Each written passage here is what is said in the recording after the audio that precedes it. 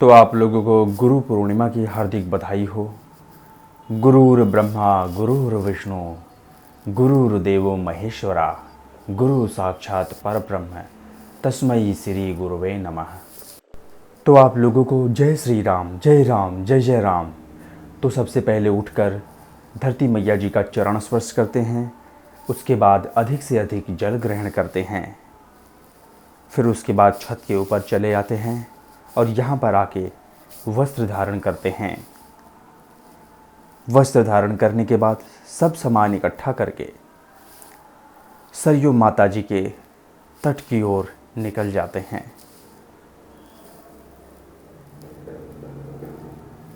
यह बाइक से यात्रा लगभग 1 घंटा से अधिक चलती है। 1 घंटा यात्रा करने के बाद सरयू माता जी के तट पर पहुंच आते हैं। इनके तट पर पहुंचने के बाद सबसे पहले भगवान शिव जी को प्रणाम करते हैं। भगवान शिव जी को प्रणाम करने के बाद सरयू माता जी का चरण स्पर्श करते हैं। माता जी के चरण स्पर्श करने के बाद स्नान के लिए प्रवेश कर जाते हैं।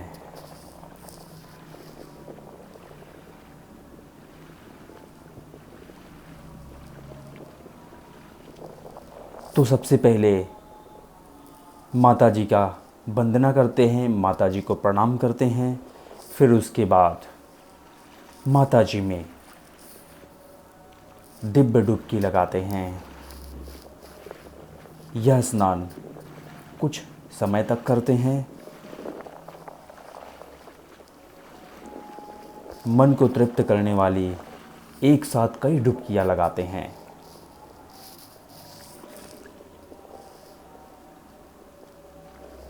यह अंतिम डुबकी लगाकर यहीं स्नान पूर्ण करते हैं। इसके बाद बाहर निकलते हैं और लोटा लेकर पुनः सरयू माता जी में प्रवेश करते हैं। उसके बाद भगवान जी के स्नान के लिए जल लेते हैं। तो भक्ति करने से पहले सबसे पहले भगवान विष्णु जी को स्नान करवाते हैं।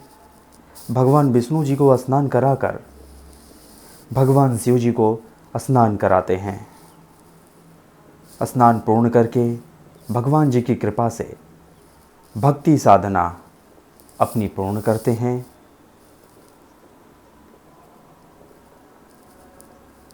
और जब भक्ति साधना पूर्ण करके अपनी आंखें खोलते हैं तो हर दिन की तरह इसी दिव्य दृश्य के दर्शन होते हैं।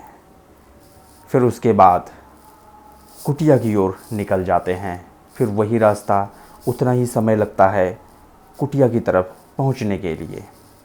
रास्ते में हरियाली का दर्शन लेते हुए, भगवान को स्मरण करते हुए कुटिया में पहुंच जाते हैं। तो सबसे पहले प्राणायाम के आरंभ में वज्रासन में बैठ जाते हैं। फिर उसके बाद अनुलोम विलोम प्राणायाम करते हैं। इसके बाद वीरासन का अभ्यास करते हैं।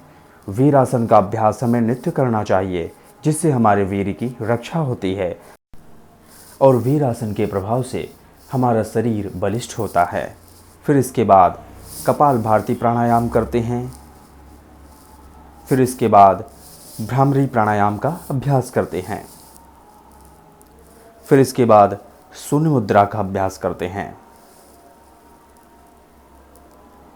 और प्राणायाम के अंत में अभय मुद्रा का अभ्यास करके आज का प्राणायाम यहीं समाप्त करते हैं। उसके बाद व्यायाम करने से पहले अपने शरीर को अलग अलग तरीके से ढीला करते हैं, स्ट्रेच करते हैं, जिससे जब व्यायाम करें हमारे मांसपेशियों में कोई खिंचाव ना हो। तो इसलिए अलग अलग तरीक़ों से अपने शरीर को स्ट्रेच करते हैं, ढीला करते हैं।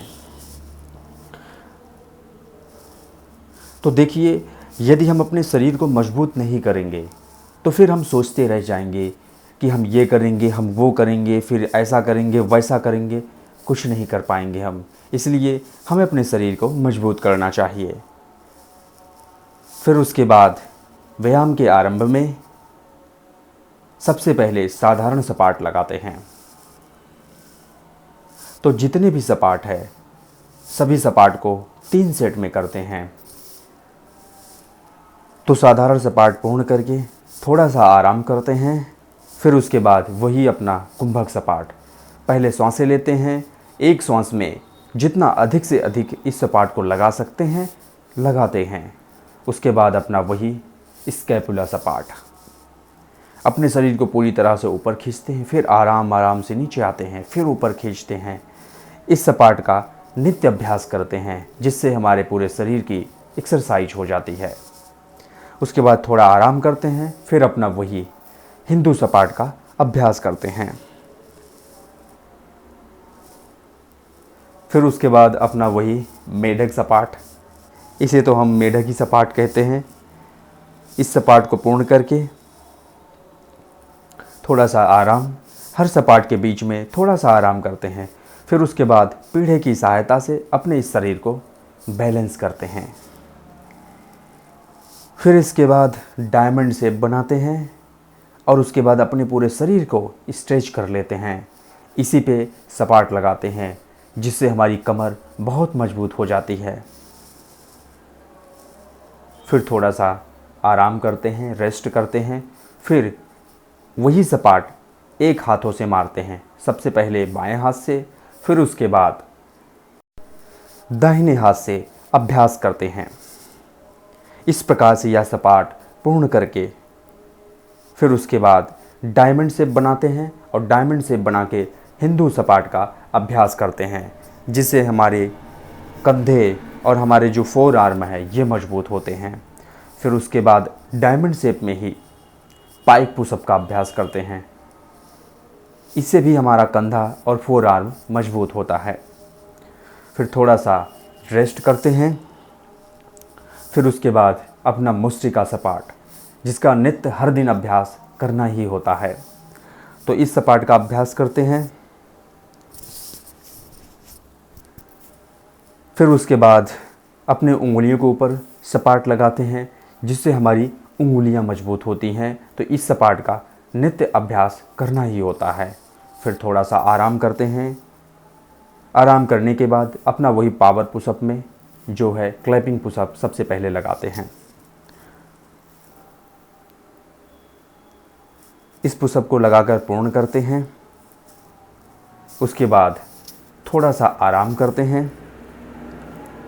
आराम करने के बाद अपना वही दंड लगाते हैं। कम से कम 100 दंड लगाना ही होता है, तो दंड लगाते हैं। दंड लगा के पूर्ण करके थोड़ा सा आराम करते हैं, क्योंकि शरीर थक जाता है। फिर उसके बाद श्री हनुमान जी दंड लगाते हैं। श्री हनुमान जी दंड लगाकर पूर्ण करते हैं। उसके बाद थोड़ा सा रेस्ट करते हैं। रेस्ट करके पैर के लिए जो हमारा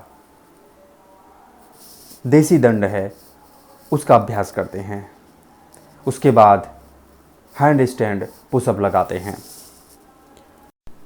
तो हर दिन हमें हैंड स्टैंड पुशअप का अभ्यास करना चाहिए। तो हैंड स्टैंड पुशअप का अभ्यास करते हुए आगे बढ़ते हैं। उसके बाद यह पुशअप यहीं पूर्ण करते हैं। थोड़ा सा आराम करते हैं। आराम करके अंत में पुलअप्स लगाते हैं और पुलअप्स लगाकर आज का व्यायाम यहीं समाप्त करते हैं। तो चलिए आप लोग मेरे साथ मिलकर बोलिए, सियावर रामचंद्र की जय। हर हर महादेव, जय शिव शंभो।